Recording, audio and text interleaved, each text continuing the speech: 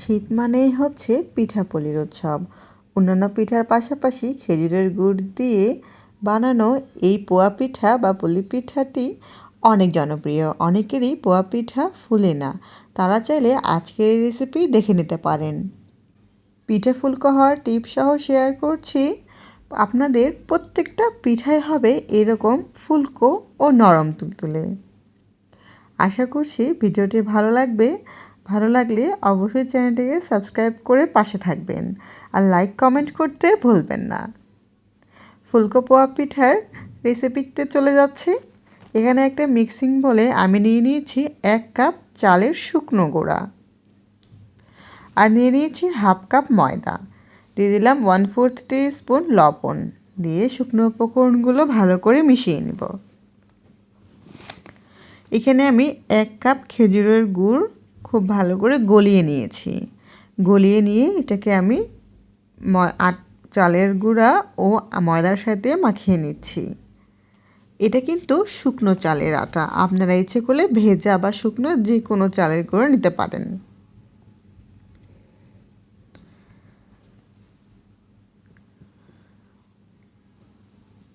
মিষ্টিটা অবশ্যই আপনাদের টেস্ট অনুযায়ী নেবেন। আমার কাছে 1 কাপ খেজুরের গুড় দিয়ে গলানোটা পারফেক্ট মিষ্টি হয়েছে।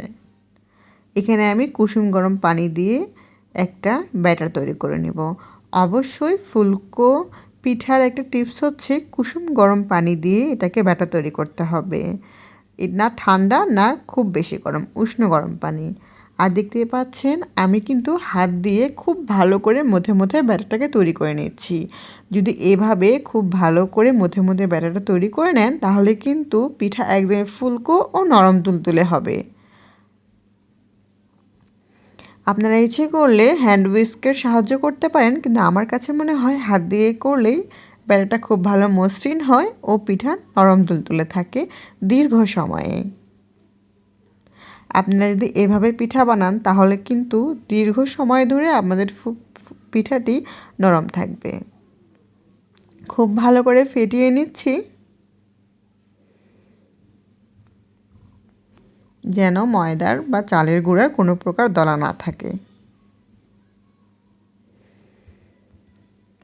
ব্যাটার ফেটিয়ে নেওয়ার মধ্যেই কিন্তু পিঠার ফুলকো ও নরম হওয়ার মধ্যে ট্রিক্স রয়েছে।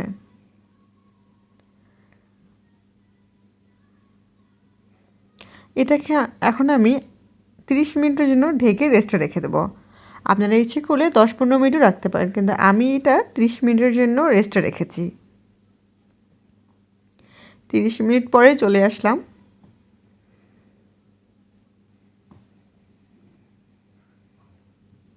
আমার ব্যাটারটার কনসিস্টেন্সি দেখছেন যে আরেকটু কিন্তু এটা ঘন হয়ে গিয়েছে। তেলের পিঠার ব্যাটার কিন্তু খুব বেশি পাতলা হবে না। এখানে আমার কাছে মনে হয়েছে একটু পানির প্রয়োজন রয়েছে, তাই আমি দিয়েছি ব্যাটারটার কনসিস্টেন্সিটা ঠিক করার জন্য।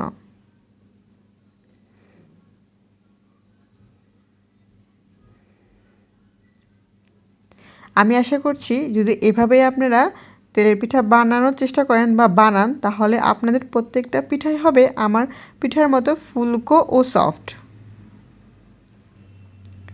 আমি এখানে ডুবন্ত তেল নিয়েছি, তেলটা খুব ভালো করে গরম করে নিয়েছি। গরম করে পিঠাটা ছেড়ে দেওয়ার পরপরই দেখবেন একটু পরেই ফুলে ডাবল হয়ে যাবে।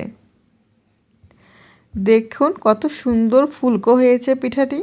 আমার প্রত্যেকটা পিঠাই এরকম ফুলকো হয়।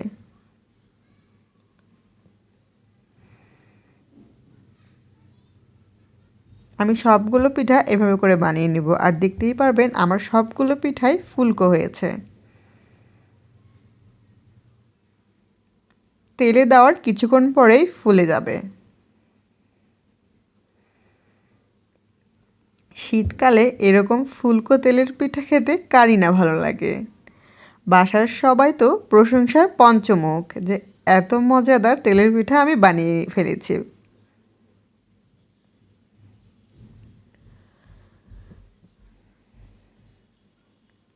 দেখুন কতটা ফুলকো রয়েছে। দীর্ঘ সময় ধরে কিন্তু আমার এই পিঠাগুলো ফুলকো ও সফট রয়েছে।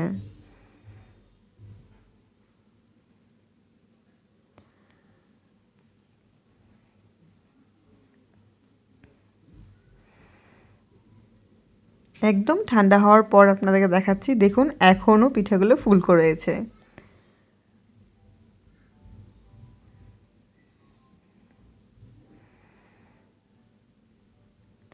ভিডিও ভালো লাগলে অবশ্যই চ্যানেলটিকে সাবস্ক্রাইব করে পাশে থাকবেন। আমি যেন প্রতিনিয়ত আপনাদের সাথে ভিডিও শেয়ার করব। সবাইকে অনেক অনেক ধন্যবাদ আমার ভিডিওটি দেখার জন্য।